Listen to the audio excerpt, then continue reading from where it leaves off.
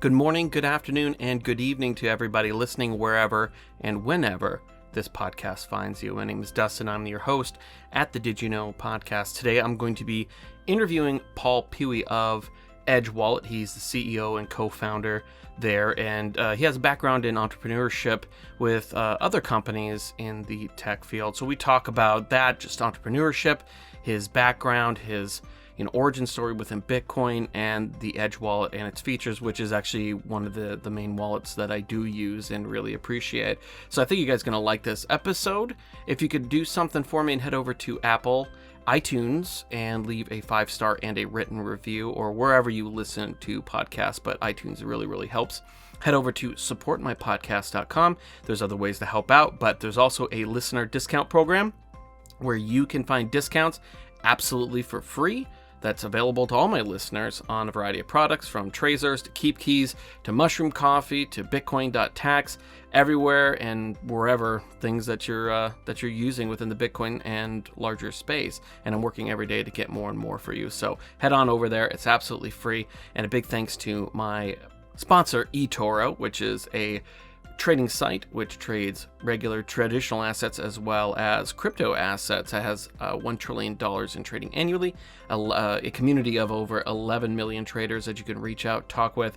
They offer a lot of innovative tools like virtual trading portfolios to practice strategies, and copy trading, where you can actually copy successful traders' portfolios and trade as they trade automatically. So head over to didyouknowcrypto.com/eToro, and that'll give you 50 free bucks when you sign up using that link, and it also lets them know that you listen to the podcast and appreciate it. So the last thing that I wanted to say is thank you for listening. I really do appreciate it. Feel free to reach out at any time. I really love hearing from you guys, and enjoy the show.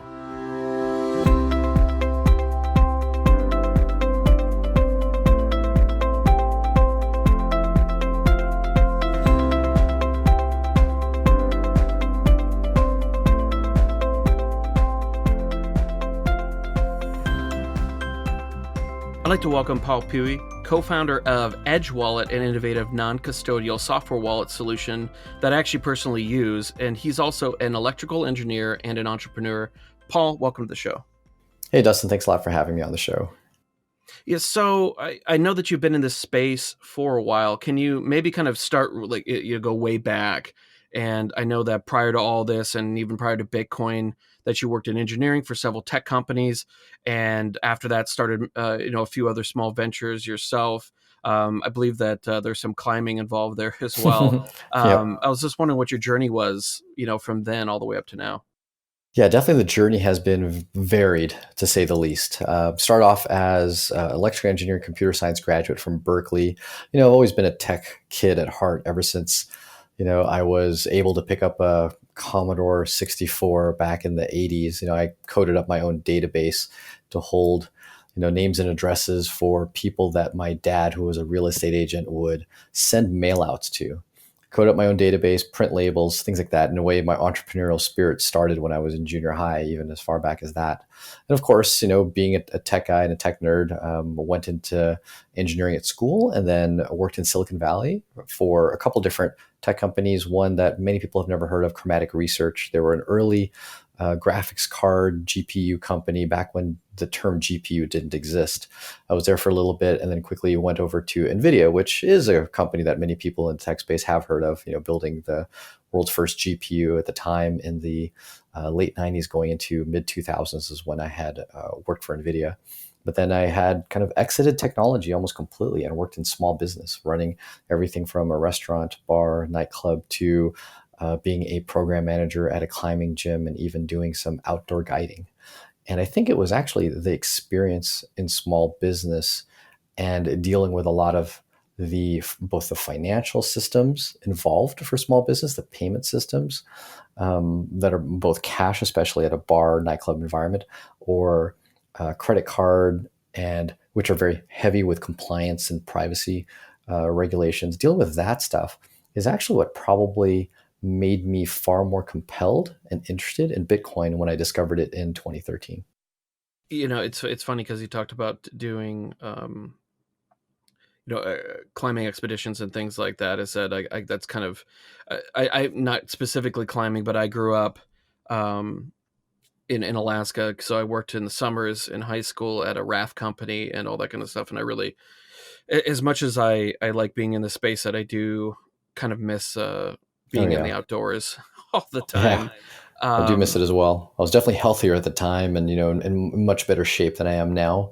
But, you kind of mix up your life and, you love one thing and you transition to another. I wouldn't mind getting back into a heftier amount of outdoors like yourself at some point, hopefully sooner than later.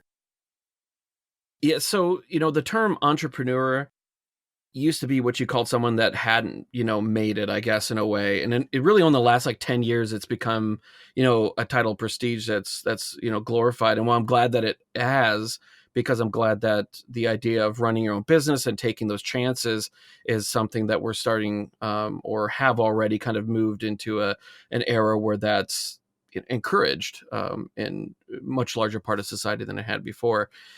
But I think it glosses over the years of hustle, the immense hard work and failures that kind of come along with that, because you don't get to where any kind of success until you've had a lot of those experiences. So for you personally, what has your experience been? I mean, you can go not just, what you're doing now, but even before as well. What struggles have you had to contend with along the way and even up until today?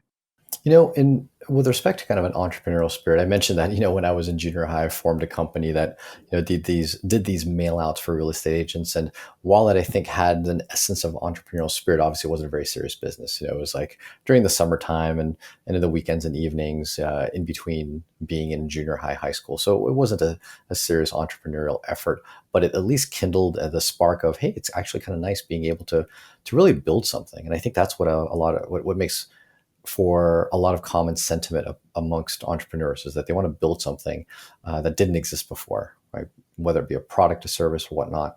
And so, definitely, there are huge amount of challenges, and I wouldn't consider myself a successful entrepreneur yet at this point in time.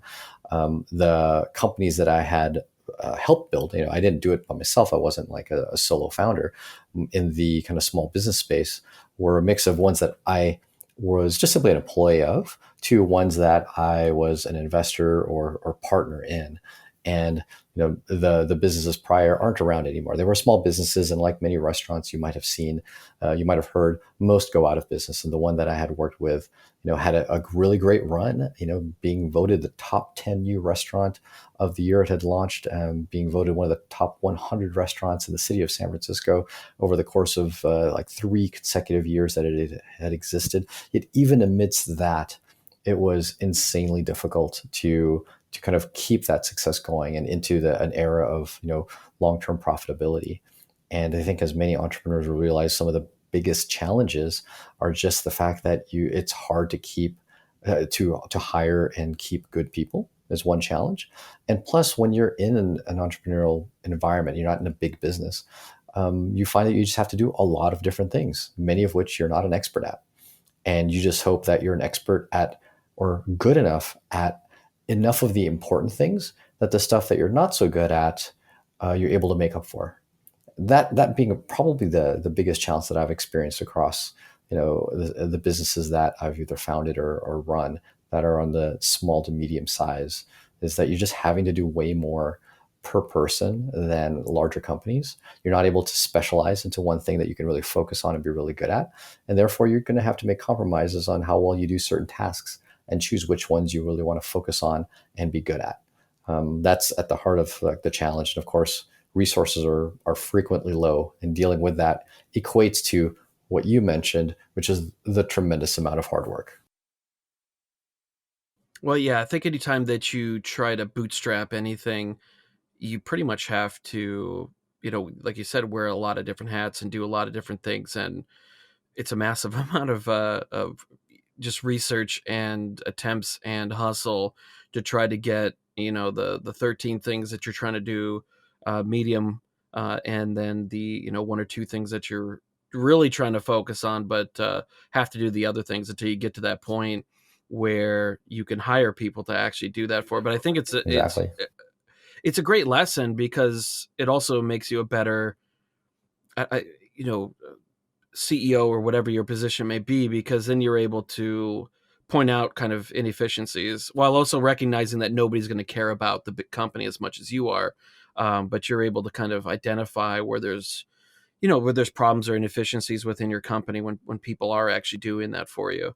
But with Bitcoin, you know, it was a niche, and in still many ways it's a niche passion. But in 2017, we kind of saw this explosion of business in the space that I think, it kind of harkening back to the entrepreneur section that we just talked about, kind of portrayed the difficulties in building in this very, nascent industry for a period of time that, later 2018 and 2019, we're kind of really starting to see the real truth of that. And that 2017 was a, beautiful time, but it was kind of an aberration, in the spectrum. And, that while we see the Apple, Microsoft, Google stories in the early days of computing and the internet that show success. And you see the documentaries that shows, they worked hard and then they had success and then great wealth because they got in early and they recognized a new space that was emerging and full of promise. But I think it's much more difficult to build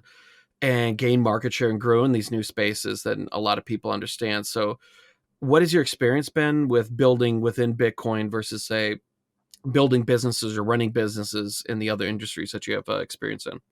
So there's probably two primary differences that I've experienced is that number one, when you're building on a technology layer that is very, very nascent and new, you just simply don't have the tools at your disposal that you might be accustomed to, and especially the people that you hire aren't accustomed to. They're accustomed to having this framework, this environment, this editor, these libraries available to them to do some of the basic to advanced things. And in Bitcoin and cryptocurrency, a lot of that just kind of isn't there, isn't well documented, is in early stages of development. The tool sets, the foundation that you're building on top of is just really rocky. And I think this is probably one of the biggest technical hurdles, and in some ways hiring hurdles for crypto is, there's people, there's good developers, there's great developers, and then there's developers that are okay and comfortable being very uncomfortable, like standing on shaky ground. And that's, admittedly kind of hard to find. I mean, it's the same thing like, hey, do you want to be the carpenter building a house, but realizing that the entire bedrock that you're building on is rather shaky and unstable, but you're just somehow gonna have to build a stable house on top of it. It's hard to find that in the masses of people that you might bring onto your team. And it's everything from a developer to your bookkeeper.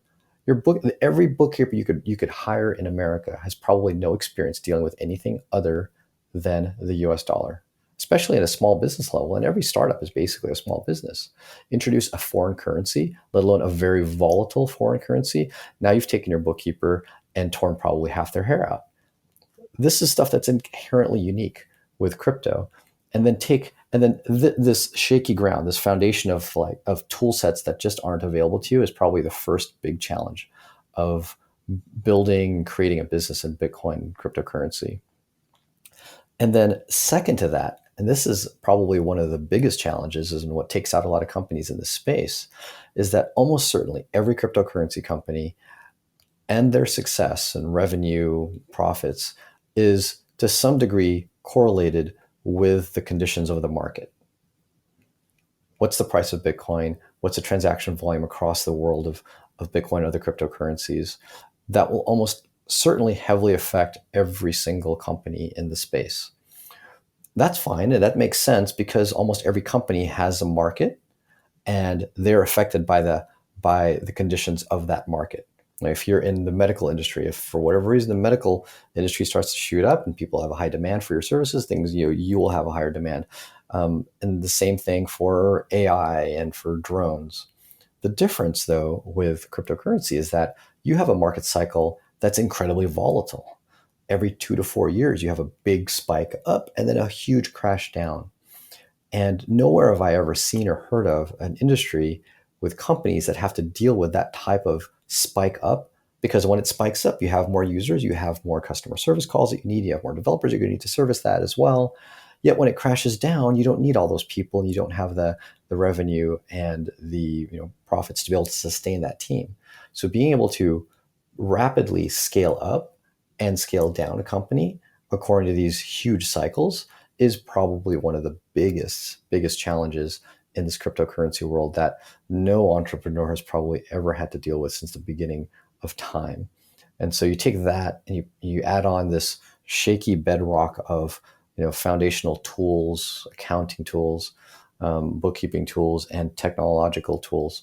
Those two together make for one of the most challenging industries to build a company on. Yet, of course, the good thing about that is the sharpest and best people look for challenges. And so in a way, it filters out those that, you don't really want working in this industry because it is challenging.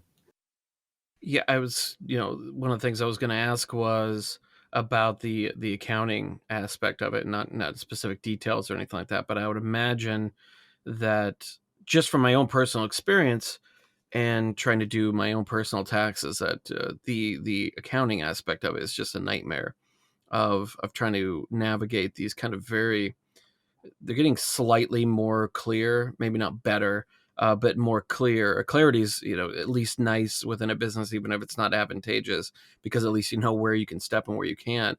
But I would imagine that with you guys, collecting fees at certain times and different, the price changing constantly, and different users, moving in and out at different times, that just has to, and trying to find somebody that can even understand that's used to dealing with 1040s and 1099s and just kind of standard corporate accounting has to be just extremely difficult. Probably a great opportunity for accountants out there, but I imagine that it's just extremely difficult to try to get a good handle on a lot of that. Yeah, it definitely is extremely difficult. We can kind of take a twofold view on that difficulty. Number one, we welcome it to the viewpoint that we realize that a world that actually uses cryptocurrency, like embraces it, is going to need tools to help solve some of that difficulty. So we embrace that difficulty and actually use cryptocurrency to nearly its fullest extent at the company, whether it's paying people, and everyone at Edge has been paid in Bitcoin since day one. No one's ever been cut a paycheck or been given cash. But we embrace it in the sense that we use it, but by using it, we run into all of the challenges and difficulties. But that helps give us visibility into how do we need to build and what do we need to build in this ecosystem to solve some of those challenges. I think there's probably many cryptocurrency companies, all of them still deal with these challenges, but they would probably prefer to sweep any of them under the rug and just not even deal with cryptocurrency at all. There's like pay people in dollars, buy everything in dollars, hold dollars, but build a cryptocurrency app. That to me is almost not just antithetical, but kind of against the point. You don't really know if what you're building or if what you propose to build has the right fit with the need of the markets if you're not actually using the tool. So it's something that we welcome, but admittedly is inherently a challenge. And yes, you're right. The accounting aspect of it is somewhat of a nightmare, but we're seeing what tools need to be built, and to some degree, we're building some of those ourselves. So let's get into the wallet itself. You first launched this this was Airbits back in 2014, correct? Correct. Yes, the app and company was originally called Airbits in 2014. Yeah. So I kind of came in around like 2013, but I was kind of more of a lurker back then, more than anybody really getting into any depth in this space. So I remember hearing the name back then, but I really didn't try it until early last year. I think I got like a notification on earn.com, perhaps, and I downloaded it to try it. And since then, I've been really impressed with it. The UX is great. The UI is great, and you guys, really get it when it comes to, making, a crypto wallet, very simple and easy to understand as a process for new users. And I think that an attention to, marketing aesthetics and just plain old user experience, and kind of the way that most Silicon Valley companies have done, with any kind of the larger name apps that you see out there. I think a lot of that's been missing in the Bitcoin space for a very long time. Yeah, it definitely has, especially at the time that we launched Airbits. Boy, was there a huge lack of any thought around user experience, even in some of the biggest names like, blockchain.info was around at the time, Coinbase, but their apps were horrendous. And so we definitely had a strong focus on UI, UX. We had, full-time designers putting together the application. And, obviously this has improved much. Like today, now there's many different apps that, have stellar UXs. And so the space has definitely matured. But at the time we launched Airbits, it was few and far between by far at the time.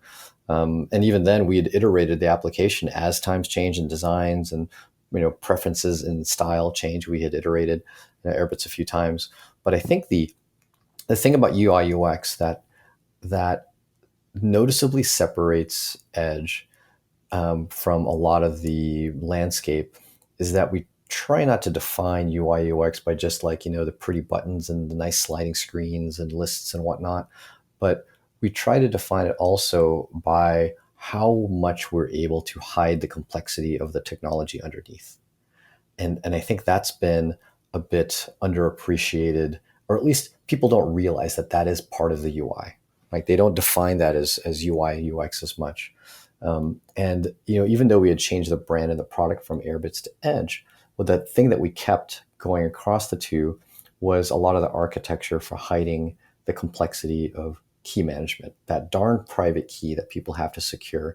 And so we like to think of ourselves as building a user experience, a simplified way to secure keys, a familiar way. And we define UX in that manner is that, hey, it's not necessarily what's pretty and shiny. It's more of, in this industry that's already introducing a very foreign concept, how do we at least bring back a lot of familiarity to what they're already used to, such as how do you create an account and log in versus how do you back up a private key, and that being a very unfamiliar piece. And that's where I think where we strongly differentiate. So there's three things that I really appreciate with Edge, and one, like you said, it's very simple. I love the slide to send option. It's something very, it's a small thing, but one, it's useful because it makes the accidental hits of a send before you, let's say you're just doing, a third pass on the confirming the address or whatever, makes it non-existent. And plus it seems more fluid than just a simple tap, which is just kind of aesthetics to me. And, two, I like that you guys can allow that you can change mining fees. So for the average person, you can go and look at the high, standard, low, and you can just kind of pick from that very simple option, just like at a coffee shop. But you also have the custom option that lets you choose Satoshis per byte. If you are a user and you want to get more into the weeds, and three being the different exchange partners that you guys have, which lets you basically do, depending on your region, exchange different currencies that you're holding for the preferred one that you have. So if someone goes, I want to send you X, but you actually want Y, you can just exchange that after you receive it.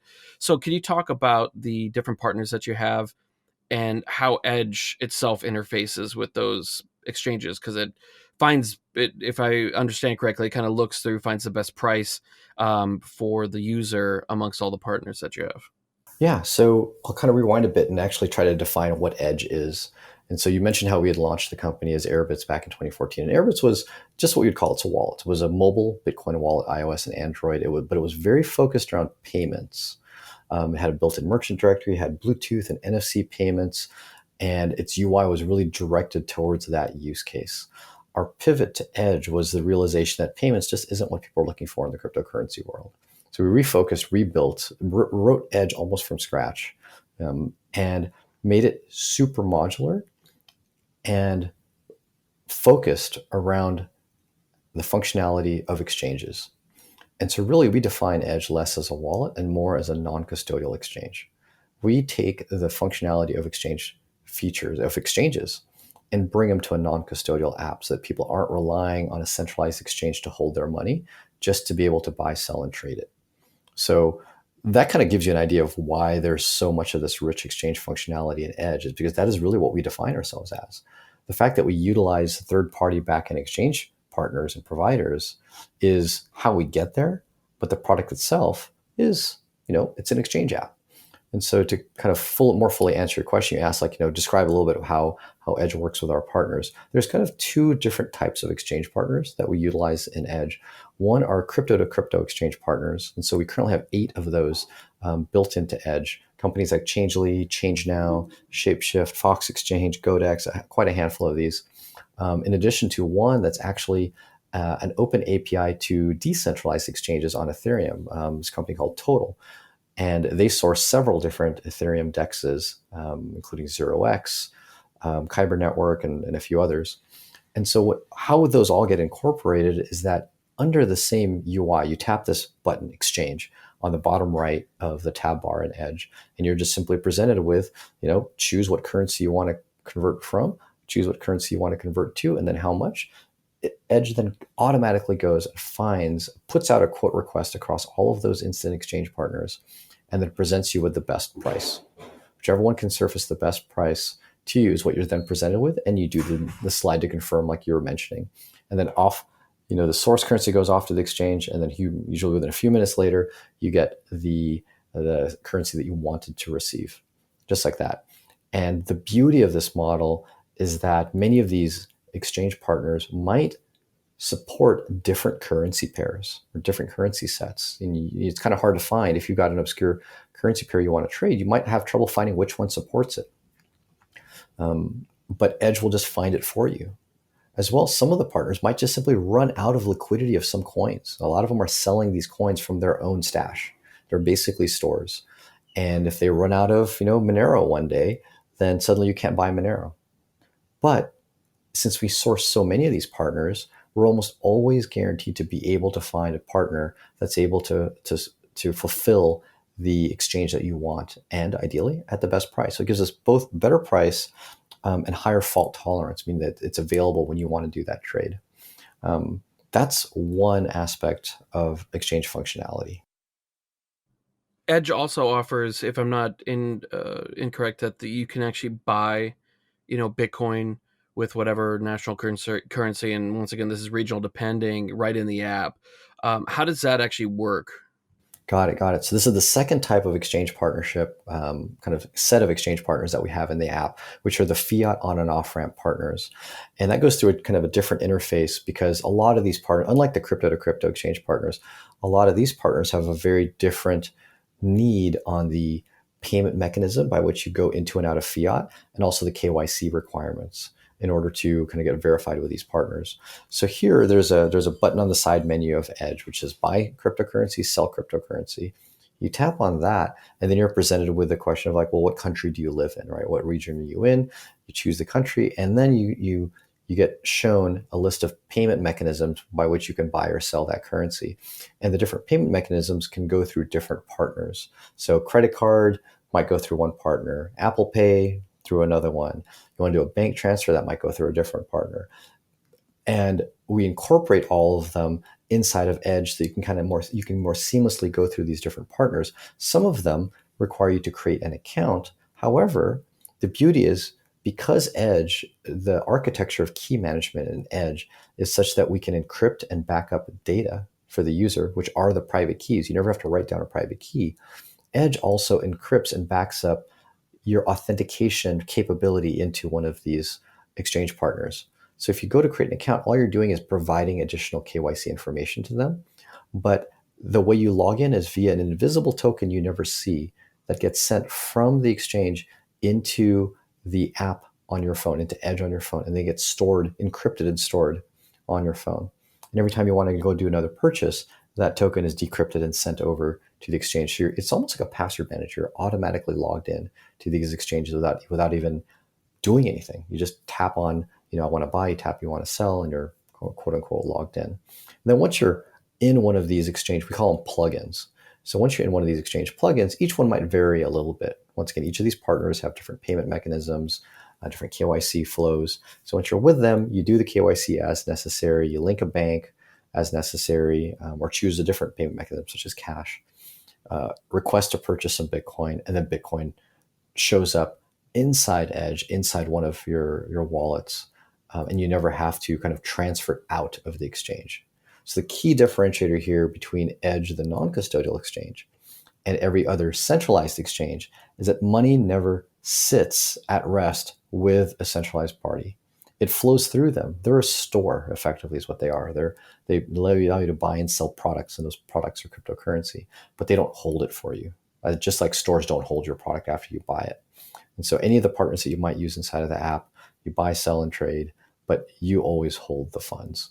And one of the most exciting things about being able to partner with many different companies around the world is that each company is kind of their expert in their local region. They have the banking relationships, they have the ties to the regulators to get the best deals and best terms. We can't do that as a company. No one company can do that really well around the world. But by doing that, we get the best in class options for our users. And one of our most recent announcements just a couple of weeks ago was that we integrated a backend exchange partner that allows users in Europe, specifically in Europe, to buy up to $5,000 worth of cryptocurrency. Obviously, they'll be spending euro, not dollars, but $5,000 worth of cryptocurrency, of Bitcoin, with a bank account per day, 5,000 per day, with no KYC at all. There's no email, no phone number, no selfie, no ID, none of that. They just simply say how much they want to buy, send a bank transfer, and then they receive Bitcoin. Yeah, and I was looking at that. Well, actually, let's go back to the regulators. Have you had issues with them as the kind of the eye of Sauron, so to speak, has been, in the last few months? There's been a lot more talk about Bitcoin. We had the hearings in Congress. Did that specter of future regulations or anything like that kind of influence your decision to be a non-custodial wallet, or was that kind of just a more practical or ethical decision in its origin? So our origins back in 2013, 2014, of us wanting to be a non-custodial, it for a multitude of reasons, right? That we felt like that was really the only way to go to really be a long-term viable product in crypto. And so it's both from ethical. We want people to hold their own money and control their own wealth, but also from a security point of view. We didn't want to be the people that were holding on to millions, if not billions of dollars worth of cryptocurrency that potentially has me not being able to go to sleep at night, wondering if any of our employees might go rogue and just take everyone's money. All the way to the usability aspect too. We did believe in crypto as being a usable asset. And even though it's not one in the payments world, like obviously, we were a bit too early with crypto payments at physical merchants in developed countries. We still wanted crypto to be usable and realized that crypto in a custodial solution is highly unusable. It's very, very hard to use crypto in a custodial service because the custodial service, for the sake of security, has to hold a vast majority of the money in offline cold storage. Upwards of about 98% is very common for a lot of these custodial services, such as exchanges. What that means is when a user wants to send out their money, there's a high likelihood that they won't be able to at the time they want to send the money, because that 2% in hot storage might have been spent by other users in the system. And that's not true in a non-custodial manner. In a non-custodial manner, what you have currently on your device is fully spendable at that time. And so utility, the ideology, and as well as the systemic risk to the system. Fundamentally, we think that all of the value of Bitcoin and other crypto, all of what makes it unique and powerful, is lost if a large portion of the world is holding their crypto using a counterparty. Everything from censorship resistance, guaranteed, no custodial solution is censorship resistant. Global access to anyone in the world with an internet account, that's not possible. People won't be able to use custodial services in some countries. As well, even the promise of known inflation, knowing what is the current supply of Bitcoin, I would posit is actually would disappear if a vast majority of Bitcoin is actually held custodially. Because while there might only ever be 21 million coins, there might be more than 21 million claimed to be owned by people in a custodial service. And the two mismatching has happened in the past with dollars in gold, with dollars in a bank account. And I promise it will happen with Bitcoin as well, if we don't make sure a vast majority of the world is holding their own funds. Now, since Edge is a software wallet, and why you actually do control your own keys, you don't by default connect to your own node. But I love that you're able to actually do that if you choose to. So I was wondering if you could actually talk about what nodes a user is connected to by default, and if they're connecting to their own node that they're running, how does that work in terms of integrating, like the kind of the under the hood type thing, of integrating that, is as far as for the less technical listeners. Got it. Got it. So this is definitely one of the most challenging things that we do is dealing with a decentralized network of random nodes, which are really just other people's computers running and holding and transacting on the blockchain. So the default in Edge right now is a bit different between Bitcoin related currencies and Ethereum, XRP, Monero, and similar other currencies. So Bitcoin related currencies use a very similar code base. So Bitcoin, Litecoin, Dash, Dogecoin, Qtum, and a few others. Bitcoin Cash, Bitcoin SV, those currencies connect to open public nodes that are running what's called a supernode implementation on top of the full node called Electrum. So Electrum is an open source. There's multiple open source implementation of a database that sits on top of the blockchain. The database makes it just easier and faster to query for the user's transactions. Because a blockchain doesn't make it very easy to know what transactions you have in an address. Electrum makes that a lot simpler. So there's potentially hundreds of these nodes, these Electrum nodes running on Bitcoin, usually dozens of them on many other currencies. And so the phone that the user has will connect to usually about 2 to 4 of these nodes, but then it starts to rank them based on how well they behave, meaning do they respond to me in a timely manner? Do they have relatively updated block heights compared to their peers? And do transactions come in a timely manner? And other parameters and metrics to determine, is this a good node? And then it starts to rank them. And then over time, your device will actually start to connect to the nodes that it deems are the best quality nodes on the network. And it's doing this for potentially a dozen currencies, anything that's related to Bitcoin. And so while we as Edge, we run some nodes ourselves, there's no guarantee at all that the user connects to our nodes. And there's no guarantee that it's only our users connecting to our nodes, because all the nodes that we run are fully public. Someone else with a different wallet, a different implementation, could just as likely be connecting to our nodes. So what that does provide is it provides a level of privacy and security, so that while we might see some information in queries from our servers, we don't know that that's even users on Edge. We don't know who those people are. Could be Edge users, might not be. But that capability is some of the more complex work that we do. It's just dealing with a very unstable, set of, potentially hundreds of servers and nodes on the network.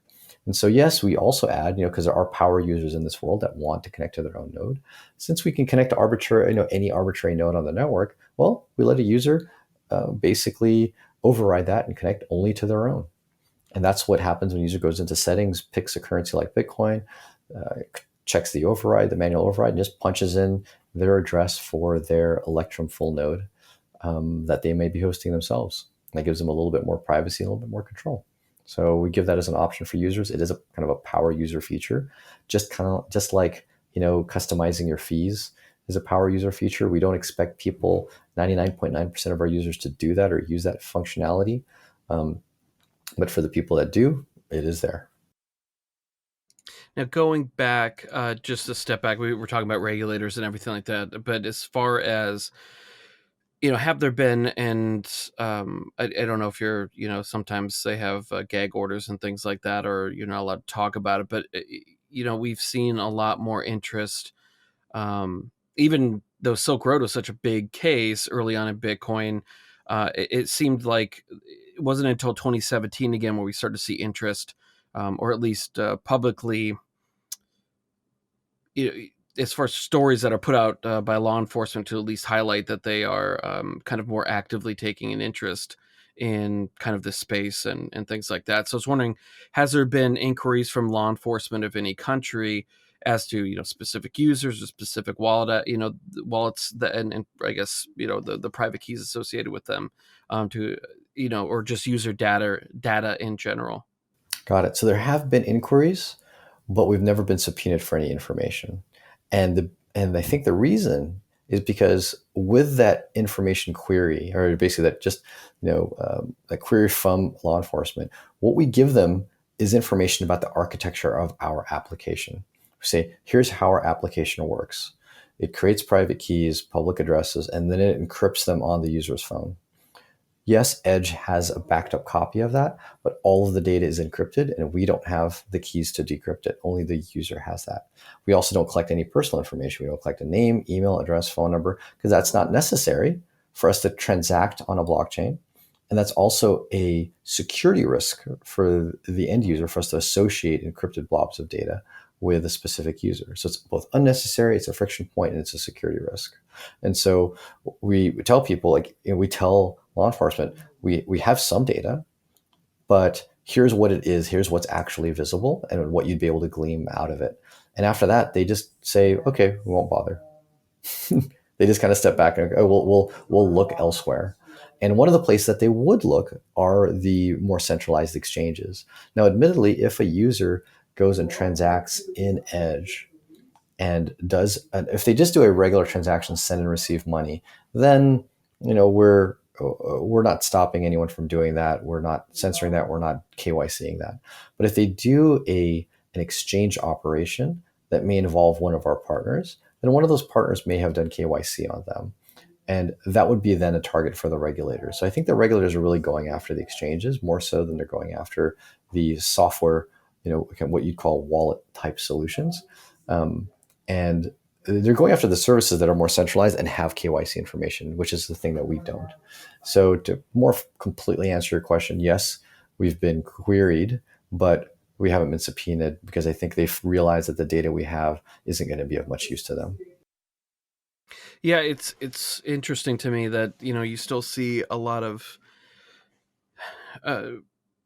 for as long as the space has kind of been around and for people, the ease of, just being able to figure things out on your own, I guess, just through a few YouTube videos and podcasts, it's still amazing to me at the lack of understanding of how a lot of these things work within this space by those within law enforcement. There's definitely people there that understand it, but I think those are very few and far between. It's still so much of the space reminds me of the early days of the internet, and how little understanding of it. When you see questions being asked in Congress about, so who could, well, what if Satoshi comes back and then he takes all the Bitcoins? Yeah, exactly. These very, very lack of understanding. Exactly. Yeah. And it's it's probably for the best in a lot of ways, and in that it allows a lot more growth before the more stifling aspects of regulation come into play. But that was most of the questions that I had. Was there anything that you want to talk about? Were there any upcoming features on the horizon for Edge that you wanted to let the listeners know about, and or just where they can find Edge, where they can download it, and where they can connect with you guys? Yes, obviously we do welcome and invite anyone to check out Edge. They can go to just edge.app, and that has links to be able to download it on the iOS App Store and the Google Play Store, and even a direct download for Android in case you don't have access to any of those stores. And then link as well links to our social media accounts, Facebook, Twitter, Instagram, and whatnot. And so people could reach me as well on Twitter at Paulinator, Paull, INATOR. Ask me any questions that they might have. And so, yes, we'd love to hear feedback as far as upcoming things that you can expect out of Edge. Definitely increase in the number of assets supported. We don't usually pre-announce those type of things, but realize we have a strong focus on the top, 15, 20 assets that are on CoinMarketCap, which are generally the highest demand assets that people want to hold and trade. As well, you should see an increase in the number of payment methods in different countries. We went through a hell of a tear the past couple of months in integrating various exchange partners, such as the one that supports Europe to buy and sell with no KYC.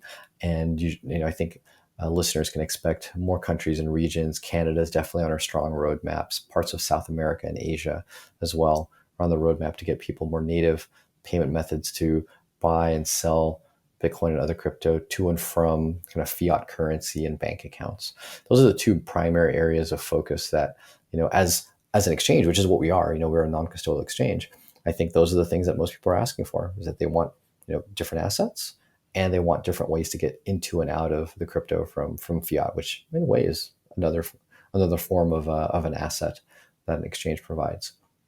Other than that, we're open ears from people as to what you want to see in Edge, and whether it be assets, fiat support, or just features and functionality in the application that you think would make it a better exchange application.